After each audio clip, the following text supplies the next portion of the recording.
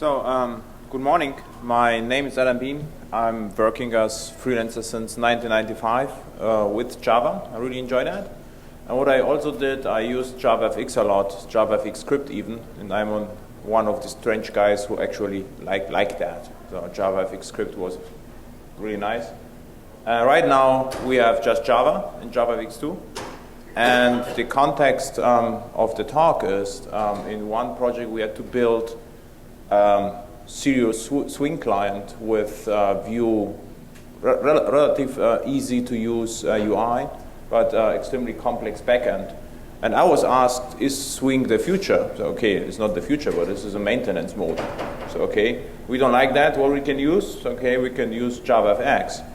But then we had to integrate the JavaFX project with Jenkins and all the builds, integration tests, unit tests. And the problem was the developers were not that skilled. So it was very new technology.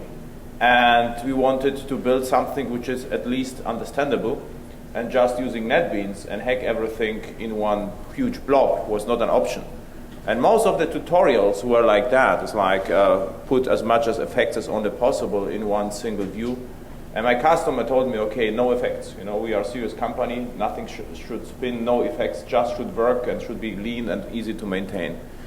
The problem with my customer is I had to sign several NDAs, and so I cannot show you that code, but I have an open source project which is somehow similar to the commercial project, so we will have code work through the project, and the advantage is this open source Apache, so you can clone it from GitHub afterwards and just even contribute if you like. So this is the idea.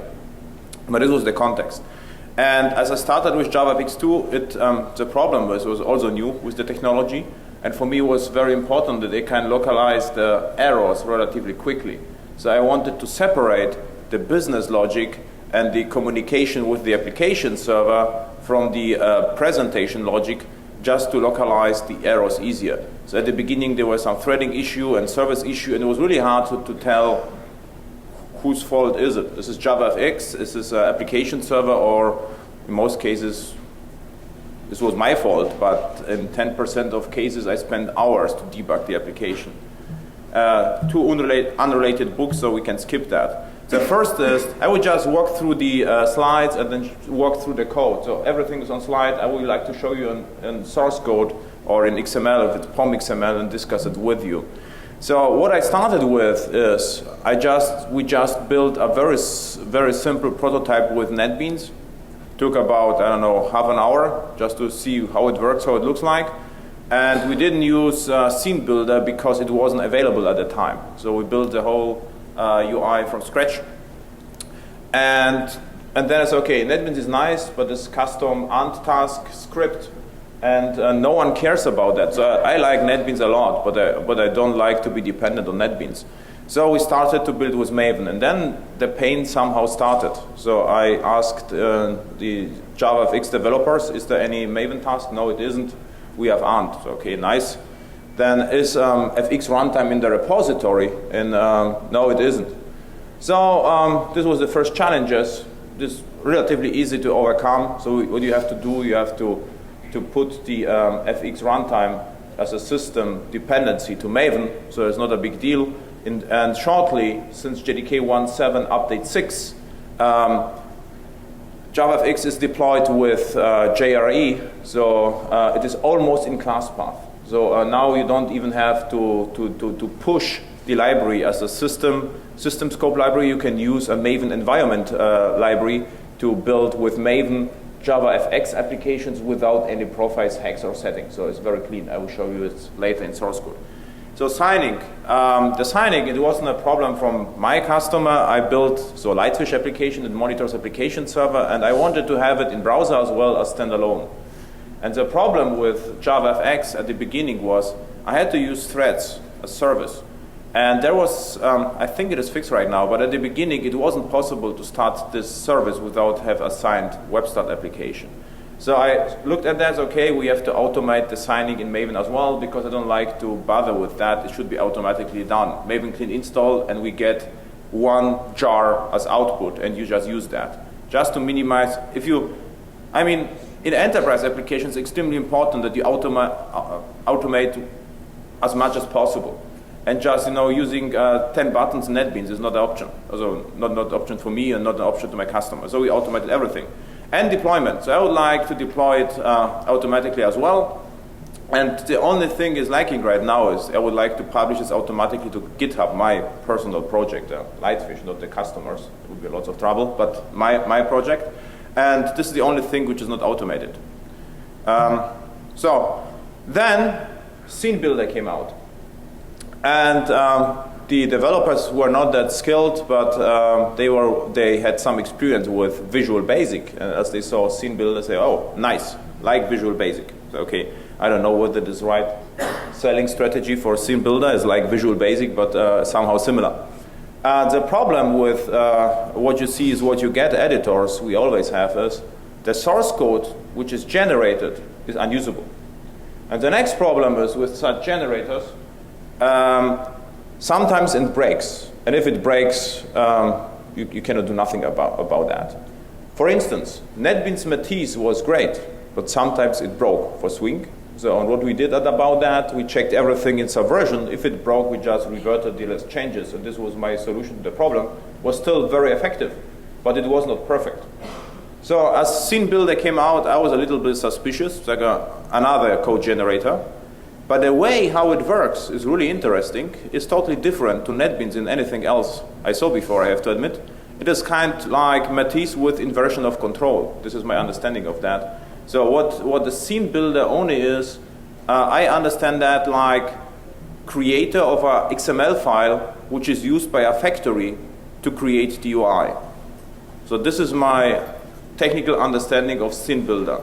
So Scene Builder creates a readable XML called FXML, and this FXML consists of everything to create object graph. So there is no code. So, and then you have a class it's called FXML loader, and the loader, you have to point the loader to the XML file, and you get the root. This is like the JPanel in Swing, so there's Node in JavaFX, and you can just use that. So the next interesting question is how to deal with business logic. So everything is nice, but I have lots of nodes, and I have no idea how to interact with the nodes. So we do like to implement logic as well. And this is very, very nicely done with Scene Builder. What happens, you can register in FXML your own controller, which is instantiated or startup and maintained by the loader. If you push a button, a method will be invoked on your controller, and the controller doesn't even know that is used by the Scene Builder of XML loader. And this is a really cool trick, because then you can just use any class you want as controller, and afterwards use the FXML loader to build the UI. And in case it doesn't work, which is very important for me, we can just throw away the Scene Builder with FXML and just create this scene graph by hand. So the risk is zero. And this is, I was surprised by that. I thought another fancy tool with 500 transitions and without any relevance for the practice.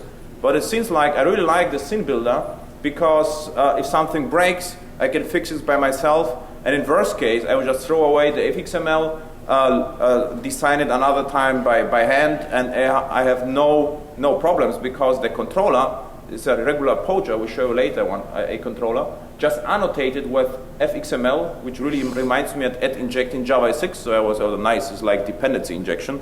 Actually, my proposal was just to use inject instead of FXML, but I didn't like that. So, but this would be cleaner, because with the same model everywhere, or named.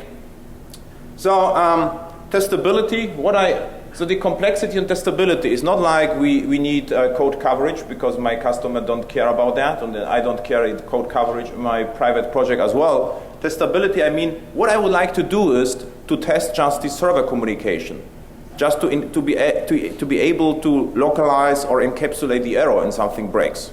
This is really important to me, because and you can do it absolutely with JavaFX.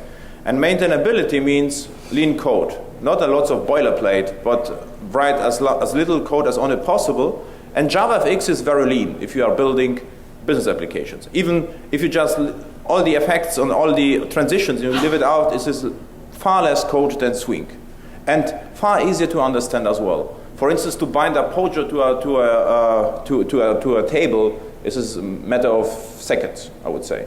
In Swing, you have to build your own model and whatever. In JavaFX, is already done, comes with the framework. And data binding is also great, with some limitations, of course, not limitations of JavaFX, but general limitations of data binding. So the first important thing is to separate the presentation from the business logic. So I plan the next JavaFX application will be actually a fat client completely, but I would still like to separate the business logic because it will parse some things and will be really complicated, and I would like to keep it separate.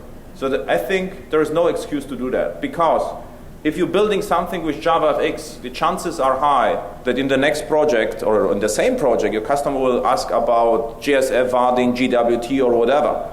So I think you won't end up with just single UI. So this separation is critical. So just to build, encapsulate the core logic somewhere as pojos, and don't make the pojos dependent on JavaFX. Like if you have in JavaFX context, you have some classes, don't make the classes dependent on JSF, the same story. Okay? But what's interesting is the following.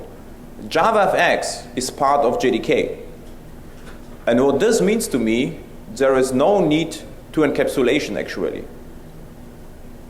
Because if it's bundled with JDK, I think the experience shows it will never disappear. Except with Jigsaw or something. It could happen. But so what it means, everything which is in JavaFX, you can consider this as standard belonging to JDK. What it means, you will see later in my source code, I use properties from JavaFX in my presentation logic without translating them to strings, because my argument is, if it's a part of JDK, I just use it without thinking about this. The chances are very low that it will disappear. What can happen in future, probably, something changes, API changes or whatever, but if Lambda comes out in JDK 1.8, I will also have to do something about that. But it's not like you have to download an external library to use JavaFX, which is, by the way, great. This is also why I always prefer Swing over SWT. It is part of JDK. You can just use it right away. So it's the same story with JavaFX. So decoupling and versioning. What it means, so usually most business services interact with some kind of backend. And what's usually, in the last 2 years, I use just RESTful web services, nothing else, just REST. So there is an issue to keep the clients compatible. What you can do, you can use, for instance, XML serialization, comes for free, JAX-B, and REST client, JAX-RS, is going to be standardized soon, and to interact with the backend. So what I did, I grabbed a very old pattern called business delegate and encapsulate within the business delegate the whole interaction with the backend.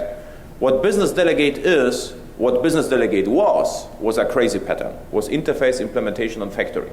What it now is a single pojo, which encapsulates the JAX-RS client to talk to the application server. Why that? Because HTTP is not convenient to use. It's a lot easier to use a Java class instead of HTTP get and parse all the stuff and whatever. Okay? If you have any questions, feel free to ask. So it should be an interactive talk, or is intended to be. So as already said, FXML, it is actually, I think it would be usable outside of JavaFX. I never tried that. This is like, I think of that, I don't know what you know, there was, I think, how it's called, XML encoder and decoder in Beans package. You could just pass a Java Bean, and what the encoder and decoder did previously, they just invoke the getters and setters. The problem with that was the XML was ugly. So it was like you saw that there's this constructors invoke and then a series of setters invocations where the order actually mattered. And if FXML format is really nice, and it comes with code completion in NetBeans. So in the recent NetBeans, you get code completion of XML. So you can write XML, you can write scene builder, or you can create the graph by your own. So actually the idea is you always will have a kind of factory which creates a root element, a root view, like panel. This was exactly the same case in NetBeans Matisse. It was generated code in a method which was hidden, but this method created all the UI. And Scene Builder uses XML to feed the factory. Okay? So this, I hope this is I think there are some JavaFX guys right here. I hope I got it right as Java developer, what is actually to be, because for me at the beginning it was absolutely not clear what FXML actually is and how to use it as Java developer. And what you can do, but we didn't, but you could use controller logic, encapsulate controller logic, presentation logic as actions in any language you would like to. And JavaScript comes for free because JavaScript comes with JDK 1.6 and 1.7 as well. So you could even use scripting languages to write controller logic. We didn't do that because I was happy that the developers got Java. So we started with something else. I don't know whether the project would be successful. Okay? Questions? No questions? So then, how to structure the view? And there is a very old pattern called model view controller. And it is a nice pattern. Everyone says yes, but no one knows what it actually happens behind the scenes. So I saw so many implementations, and this is like the architect comes and says, okay, the controller decouples the model from the view, and we can replace the view, and we can replace the model. Now implement that.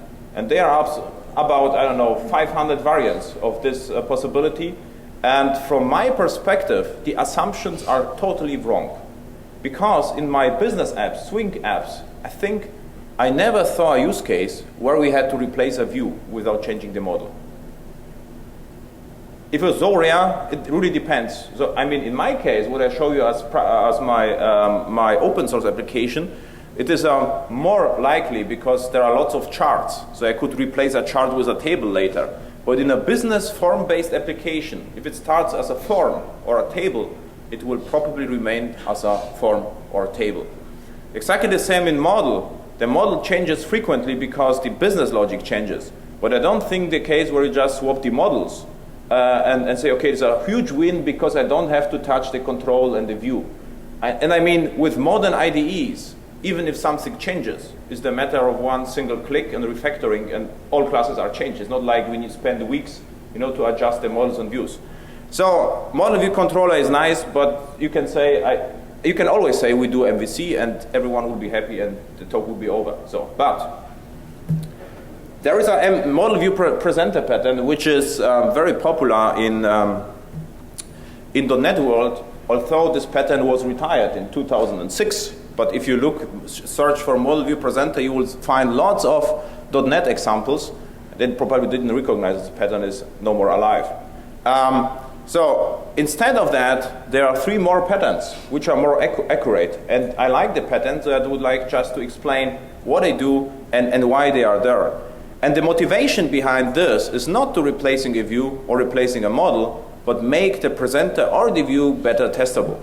And in my case, it's not like we would like to test again, but what we really like to do is in case of an error, to localize the error more easily. And this is only possible in case the presentation logic is not intermingled with business logic. Okay? So, supervising controller, still alive. This is the pattern which was spin-off. This was, by the way, by Martin Fowler. Martin Fowler defined these patterns. And actually a nice idea, if you search for Martin Fowler supervising controller, you will find wiki entries with this sequence diagrams and class diagrams which explain how to structure the application. It applies to Swing, JSF, Vardin, or JavaFX or whatever. So supervising controller is a very pragmatic way. So what supervising controller is, I think you are more familiar with Swing. It would be like the action performed call is implemented by the view and translated to something like OK button pushed, and the OK button pushed is the method of the presenter. So it's not like the presenter is polluted by Swing or JavaFX code. It's just more like the view handles all the events and translates the framework events to business events, so something like this. What do you gain by that? First, if you look at the controller, you see what happens. It's not like series of anonymous classes, action, performs, and all the handling code. It's like you see OK button, not even button. OK, cancel, because button doesn't matter. It could be a menu as well. So OK, cancel. And you can, of course, write a unit test and invoke the OK method, mock out the view, and see what happens. So we did it partially for more complex cases, not for everything, because we were not test-driven, nothing. It should just work, and we were happy. And by the way, it is worldwide distribution right now and works perfectly. So, so the presenter implements as little logic as possible because it interacts with the service, but the basic idea is exactly that. You are pragmatic about that. Everything is factored out in the single class, and the single class handles the high-level events, and the view translates its frameworks events to the presenter events. Okay? So passive view is an extremely radical approach. Passive view is like the view exposes just properties, and the presenter talks to the view, does everything. It's like remote control. So the view does almost nothing. So this is passive view. And presentation model is like the controller maintains the whole state of the view. It would like if there were a text field with the color red, the presenter would have the color embedded in as a state.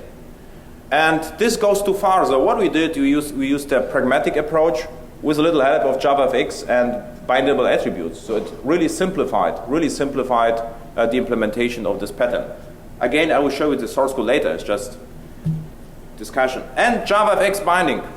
So what it actually means, you can implement an interface which exposes properties, just JavaFX types, and bind direct to the properties by the view. But the view doesn't know from where the properties are coming. And I had a lot of discussion with architects because they told me, look, you are using JavaFX properties and not Java types. Why you are not using business types? And my answer was always because it's JDK. It comes with Java. I will never abstract from something which is part of Java. So this is a little bit discussion. So what happens then? You can unit test everything because if you mock out the interface, you can return whatever you like. You can create values on the fly, whatever. If you mock out the view, you can integration test your backend.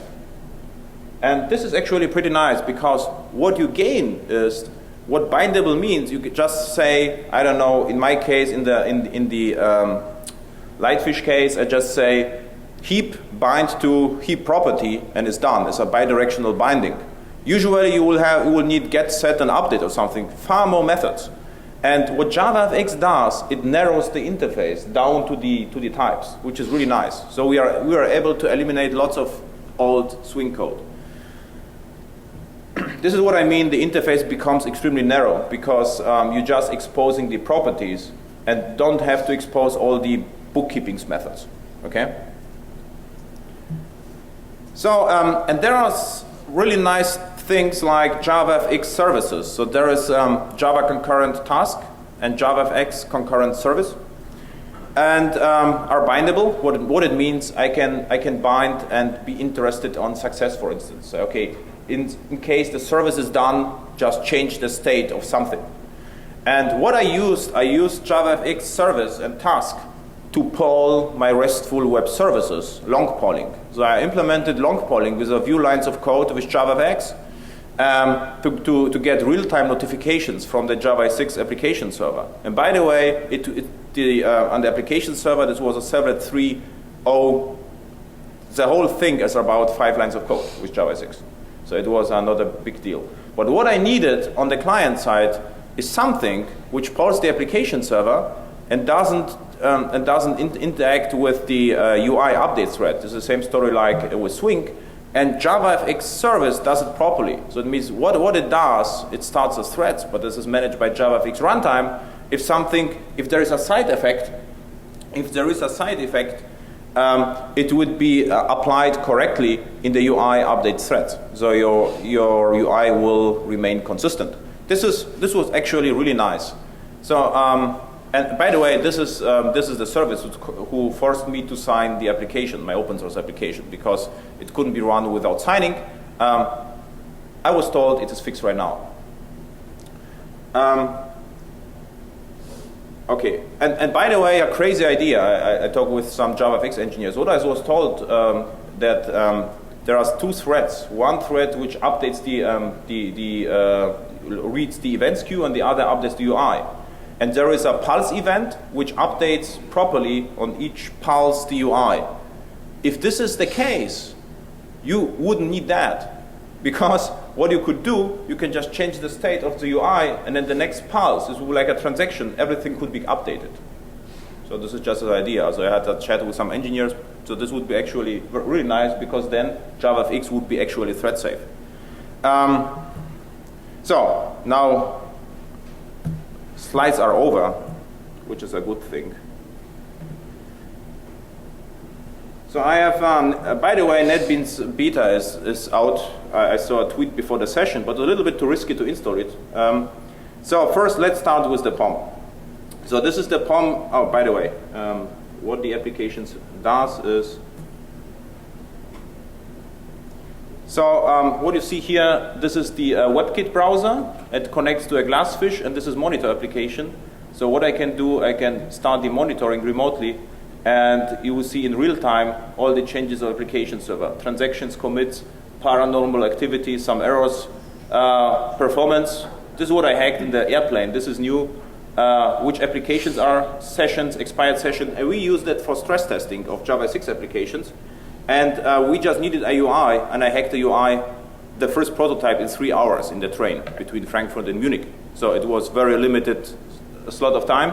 And there is absolutely no skinning, nothing. There's only one CSS which sets the place between, and there's animations come for free. So I did nothing for animating nothing. There's just everything is out of the box experience. So this is the application I'm talking about. So you can just dump all the servers. What I would do in the flight back to Germany, just implement log viewer for Glassfish and all the stuff. But it's very easy to do. And for me, it's important this is fast. If I would like to implement a feature, it should happen in minutes, not in hours. So how it works.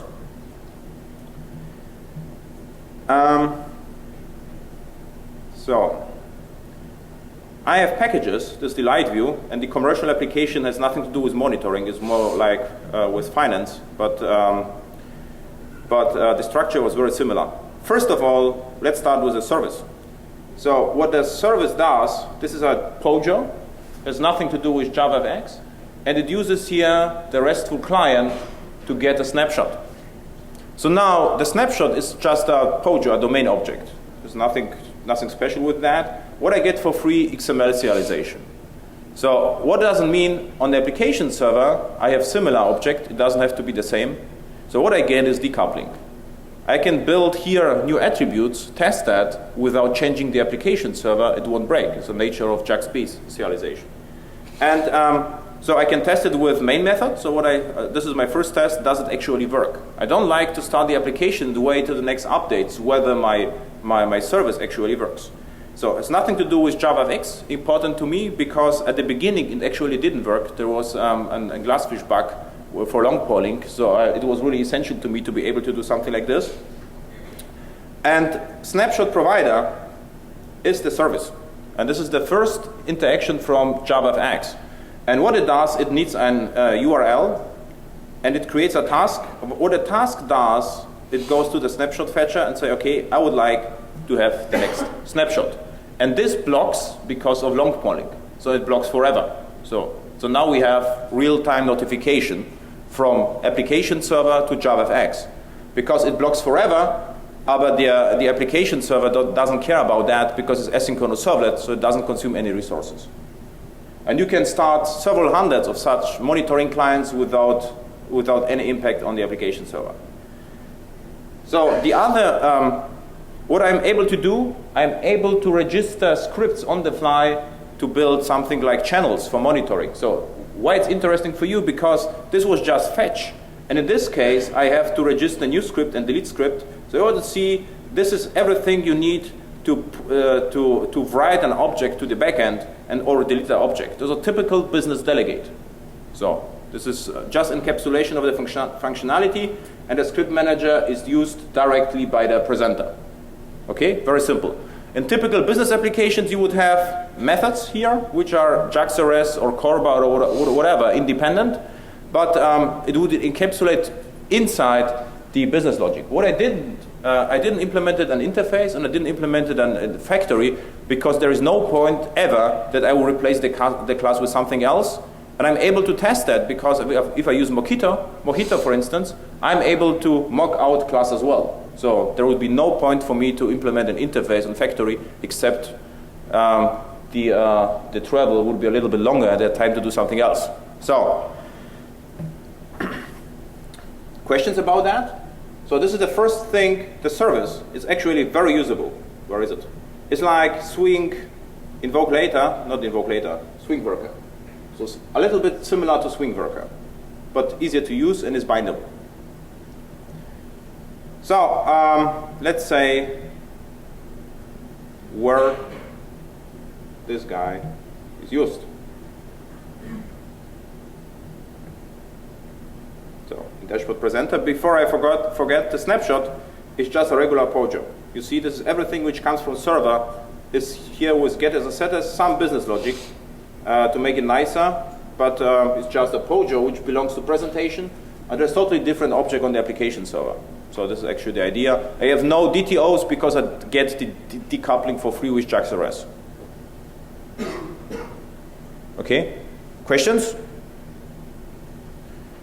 No questions. So then, presenter. I introduce an interface just because of maintainability. This is a strange thing that I'm saying that, but in this case it's really useful. What it does, it exposes everything which is doable so it exposes the whole business logic as JavaFX properties. What's not so clean about that is it is a little bit too long. This is okay for my example. It is the whole functionality of the dashboard you saw actually. So this is the presenter behind the dashboard. And in business projects, what we did, we encapsulated such presenters, so there is one-to-one relation between the presenter and the UI with a meaningful name. So like, I don't know, order management or whatever. Okay? So there's not like you introduce one interface with 500 methods, completely wrong approach. It's rather than building multiple presenters with 10 methods and meaningful name. And what you see right now, this, if you are using that, you will be JavaFX dependent. What is a good thing because of JavaFX applications. But I had huge discussions with the architects about that. It's like, why you are exposing in the service JavaFX properties? It's like, yeah, because they are coming from JDK. So no problem with that. Okay? If you're using that, there is no more abstraction. So, and this is implemented by the presenter class. It implements the dashboard presenter bindings and all the properties, and everything is instantiated. It's just a simple new. I initialize here my listener, so URI listener. Why that? If I change the URI in the WebKit, this changed method will be invoked, and the service is going to be restarted. So I will poll another URI. And right now, there is no endless restarting in JavaFX. So what it means, I built it by myself. This is, by the way, a feature request as well in Jira. Because right now, to build polling, you have to restart the service by your own. It's like, if you are done, restart. If you are done, restart. What I would like to have, because long polling is not that strange, is to say, okay, this is the interface, just loop forever. Okay? Right now, you need a few invocations more, but got a point? So right now, the service is done, and done is unusable, so you have to restart the server. By the way, the service has different states. Yeah? It's like initialized, working, done, or canceled. So if it's done, it is done. So you have to restart the server in order to come to the initial state. And start fetching. This is the method which is actually interesting. As you see, I'm creating the snapshot provider here, service start, and I'm binding the value property of the server to change method. And this is actually the trick. If something arrives from the server in real time, the change method is going to be invoked and snapshots added, and snapshots here is observable list is directly bound to the table, and the table was ready to go. Nothing else to do. So if we look, for instance, at the snapshots table, this is the whole code. I pass the observable list to the table. There is cell value factory, and what it does is I just give the name of the property of my domain object and the caption for the column, and it's done. So what it means, there is no model. What it actually does per reflection, it invokes getters from a domain object without anything else to do.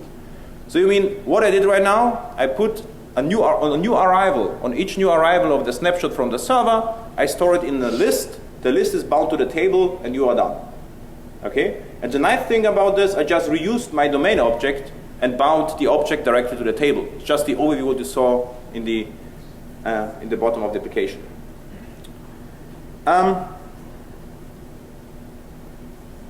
So there are lots of other properties like commit count, queued connections, everything you saw in the dashboard. So what's about that? As I told you, this was before the scene builder. As I started with that, and then afterwards I built one UI with a scene builder. I will explain that as well. And there is in the dashboard. So, and now we are in the view. So this was a presenter which cared about service restarting and providing the values. What dashboard is the view. It's the whole view implemented. What you saw actually, it's the whole panel. And what you see, there are lots of text field. It's the URI browser. It's the browser. Snapshots are the charts. And I just used VBox and HBox. You could use a lot more, but I was lazy. I just used horizontal and vertical positioning.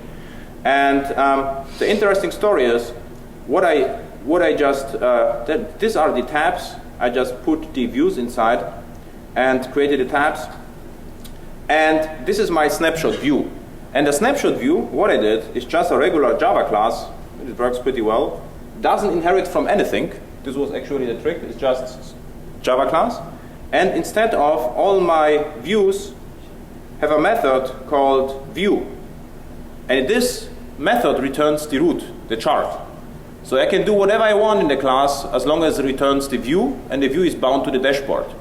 So what I could do, I can just provide another snapshot with other chart. It's called view. It gets embedded to the dashboard. And this is a little bit transition. So I had some transitions just for curiosity. So what happens here is, in case you saw at the first time, the chart is gray out. But if something arrives, there's a nice transition that indicates the chart is active. And this happens in the activate method. And on new entry here is getting called, and just the value of the charts updated. So this is what happens in the snapshots. So and this is exactly what we did in our application as well. So what we encapsulate the views in POJOs, and now comes the nice trick. If you have a scene builder, the only difference is, instead of creating my own chart here, I would call the FXML loader, will return the created chart, and there will be no difference. Okay? So I mean, I could delete this code and just return this, what the XML loader creates. Okay?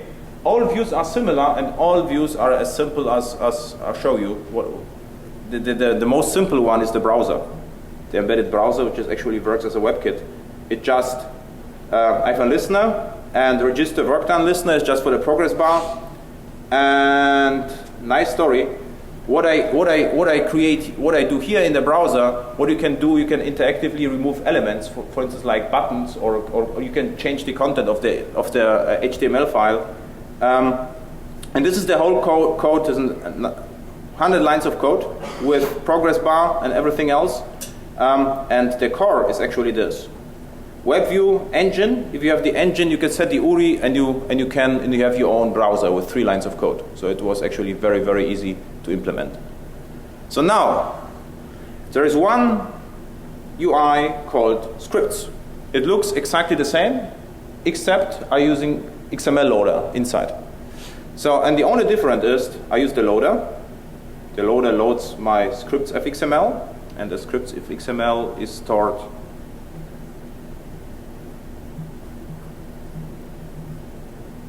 here.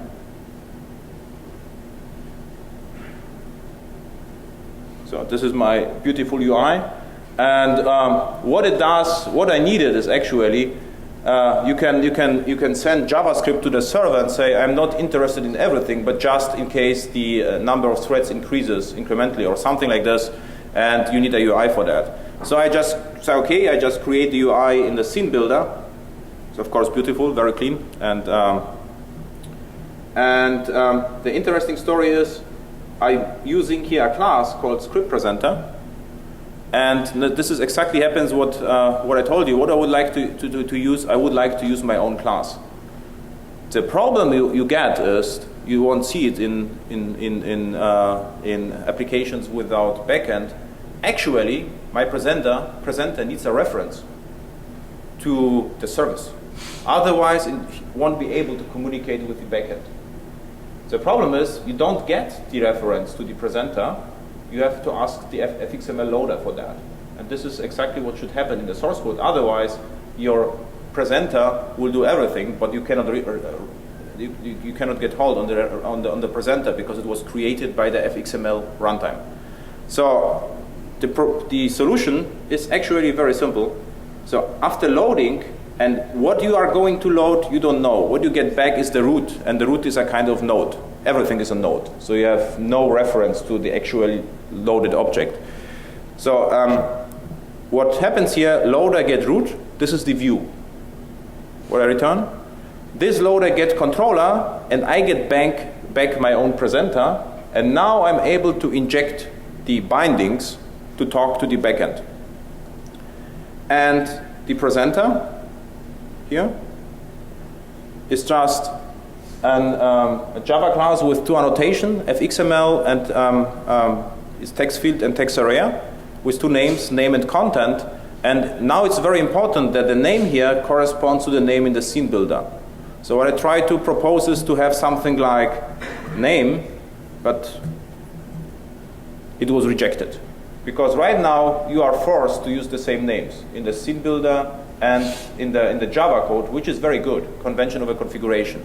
But in my opinion, you will have to have the chance to change that. So like JPA and everything else does. Right now it's not impossible. So I filed a Jira issue, but so it was rejected because not needed. What's also a limitation right now with FXML controllers is you can have only one controller per FXML view. And I think it is not that uncommon that you could have a huge dashboard, so one view, and you would like to have multiple presenters for that. So right now it is not possible to do that. So there are you can include, but there is no built-in support for that. So it's not a huge deal, but it would be nicer to have. This is only my only criticism to that. Everything works perfectly, but the naming and the ability to have multiple named presenters within FXML. So, and this is the whole presenter, by the way. So what happens in save, I get a string and say new script. So I need the reference to the fields which were generated by scene builder in order to fetch the content from the text fields. Okay? So actually in this case it greatly simplified my code, because without scene builder I would have exactly the same components, and I would need a method create view where I create the layout. And the only difference is that instead of creating the layout, I'm loading the layout, which is absolutely usable for business applications. It's the first time ever. I don't know whether you remember Eclipse, IntelliJ, or NetBeans code generators is other way around, right? The code was generated and you were dependent on the code. And this is exactly inverted. So it's like inversion of control. So the loader loads the UI, it creates the controller. Before that, your controller talks to the view, so the controller is completely decoupled from the generated UI. And there is a nice way with FXML to inject components or invoke methods. So in my case, the method save works. And I saw in the presentations that you have to sometimes annotate FXML, I think only in case the method is private, right? Yeah. If the method were private, I would have to use FXML, but it's public because I would like to test it, so I never did it on methods, but always on attributes. In order, and by the way, this is model view presenter. This is the supervising controller pattern. It's exactly what I said. So we have data binding. We have a controller which remote controls the state of the view. What we can here do here, I could disable, enable the text fields, whatever you want. So the whole presentation logic is encapsulated within the presenter. And this is very clean separation of concerns. It's a lot harder to achieve with Swing. And it's extremely hard to achieve with Swing with generated code. Okay? So,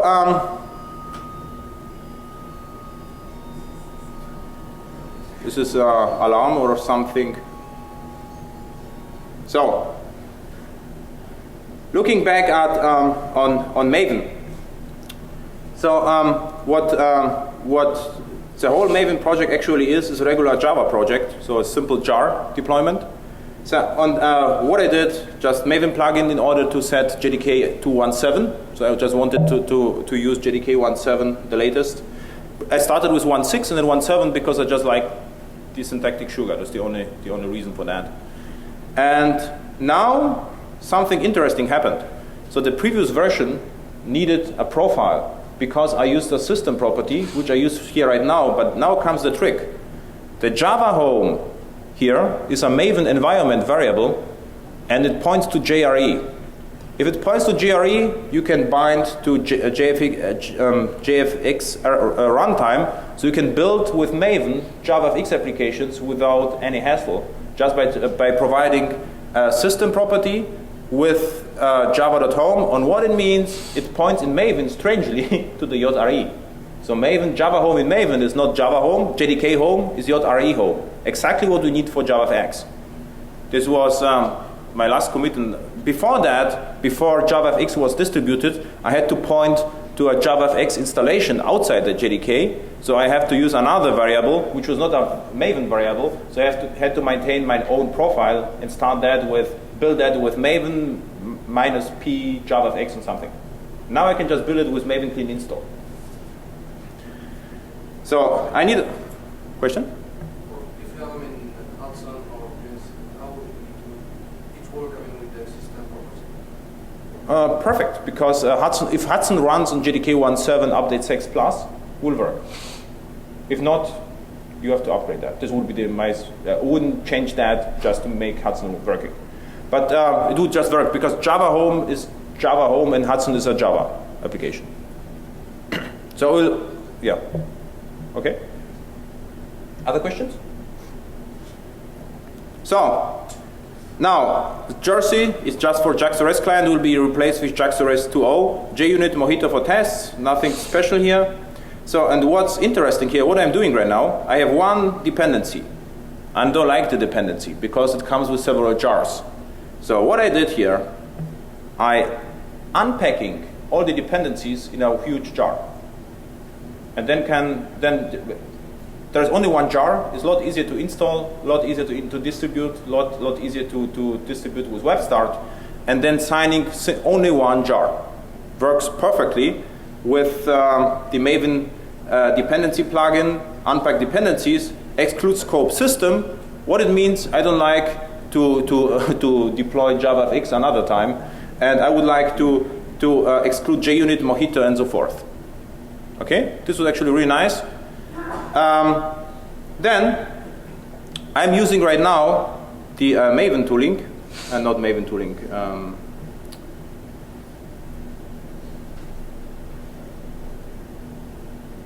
The JavaFX packager. And now the strange thing happens. The JavaFX packager is a native application. This could be Ant. I could use Ant run, but what I did actually, I wrote it from command line in a shell. If it worked, I just copied it to a Maven and it worked in 5 minutes. So the strange thing is, JavaFX packager is stored in JDK, not in JRE. So what I'm using here is the system environment, Java home from the system. So env.javahome points to Java home defined by the system. So this is a little bit unclean, but it works. Okay? And there is no way in Maven 3 at least, I could write a plugin of course, to make it happen with, there's no environment variable for JDK home in Maven, strangely. So, and what this does, it creates a distributable jar.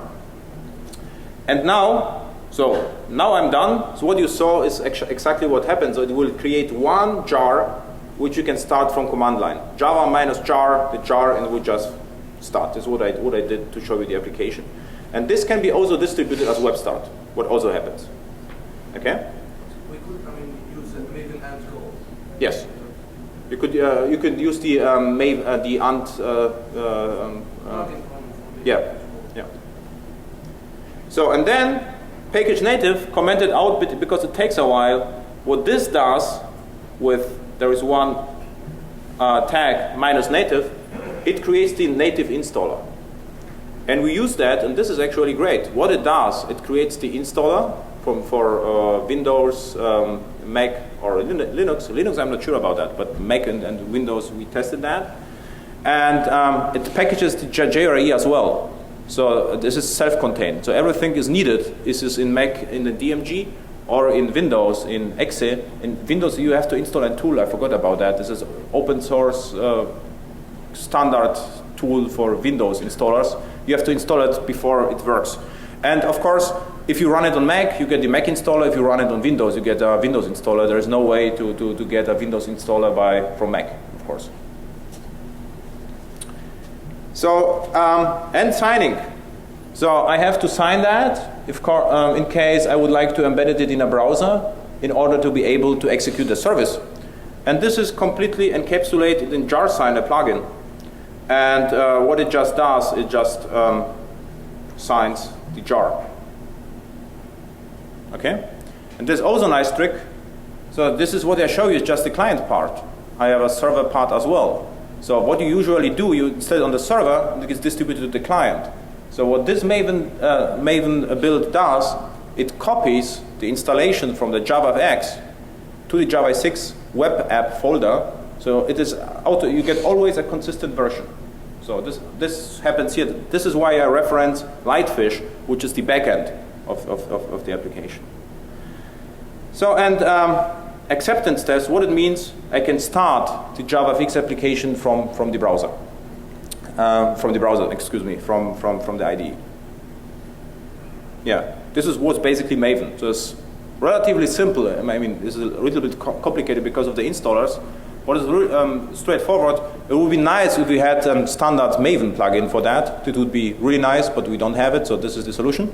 And actually, what you saw right now is a Lightfish project, so you can clone it from GitHub. So you get exactly the same source code with Apache license. So if you go Lightfish Adambien and just git clone, it's Apache license. If you don't like the license, I can change it, no problem. But Apache sounds cool, and BSD, I was not sure. Okay, everyone does Apache, so let's do Apache. And again, it's not a showcase. I use it for monitoring in my JavaFX applications, and I have to develop fast because I don't like to bother with, I don't know, indirections, and it works perfectly well. And one developer asked me, why you didn't use Raphael JS and JavaScript? And I asked him, were you able to develop this in 3 hours? Say no. It's like, okay, this is the answer. Okay, it is not everything in 3 hours, but a skeleton. In 3 hours there was a table and one chart. This is what I accomplished, and everything else was just because I had to develop the backend as well. So it was just a proof of concept in 3 hours, but still, I mean, running applications in 3 hours is remarkable. And he was a JavaScript hacker. So okay, no way. So okay, this is the answer. So if there is no way, I have no time. So there was no open source. Okay. Any questions? I think we have 5 minutes for questions. No questions? Everything crystal clear? Yeah. Oh. When you mentioned the JavaFX packager that will generate single jar file, does it also generate the general file for you? Yeah. Yeah, everything is generated automatically. The web start file, everything you need.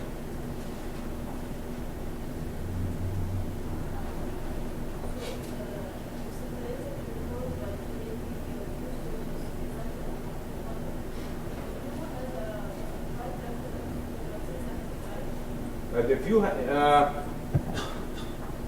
sometimes. So the question is whether the view has hard reference to the presenter. Depends which view, because if you look at the snapshot, it only is dependent on observable list. So if you go to for instance, the snapshot, no reference to the presenter. The snapshot table, no reference to presenter. This is the beauty of JavaFX. What I'm passing is just the business attribute the view is interested in, and there is no reference to presenter. This is perfect for testing. I was able to test the charts without having the backend.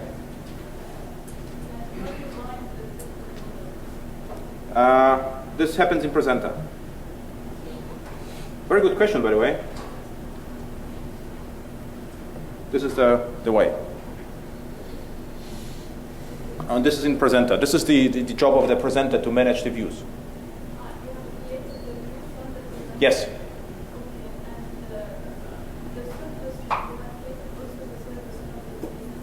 Yeah. This is a mediator, yeah. The presenter is all. And the beauty of that is I can mock out the service in the presenter. I can mock out the views. I can test the whole presenter without the backend, without the views, with everything, whatever I would like to do. And in real world, I mean, this is a small application. You will have multiple presenters and probably one root presenter for the whole application logic. For instance, you will have multiple forms. If someone would like to click to close the application, usually the view presenter will notify the root presenter, I would like to close that, and it will notify all other girls or guys. Pardon?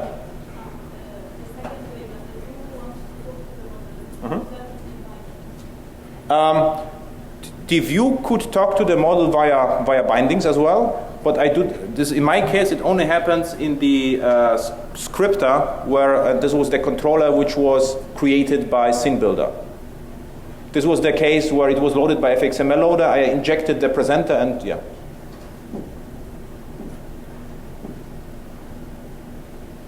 Okay. This is, general question, like, if you have some private matter, like... Private what? Private what? Private matter, like, private matter in our business class. Okay. Private, for any business need. Yeah? So, how to test this? Okay, how to test privates. So there is, if you have Mojito, you can just use injection for private. I never did that, but you can do. There is a framework called something with glass. So you can override the private.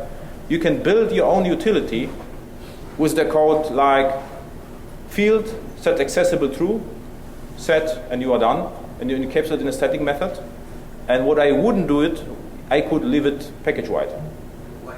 Package-wide visibility. Because the unit test remains in the same package as the presenter, usually. And you could make it private, but if it's package-wide, what can happen? Actually nothing. Because if you will try to run it on Hudson, Sonar, and all the tools will complain. You get a major critical violation that someone tried to interact with a non-public field, or even with a field. So from pragmatic, what I try to achieve, just I leave the private so I can better test that. If it's not allowed for strange reason and you cannot talk to the architect or QA department, then I will create my own hacks with reflection.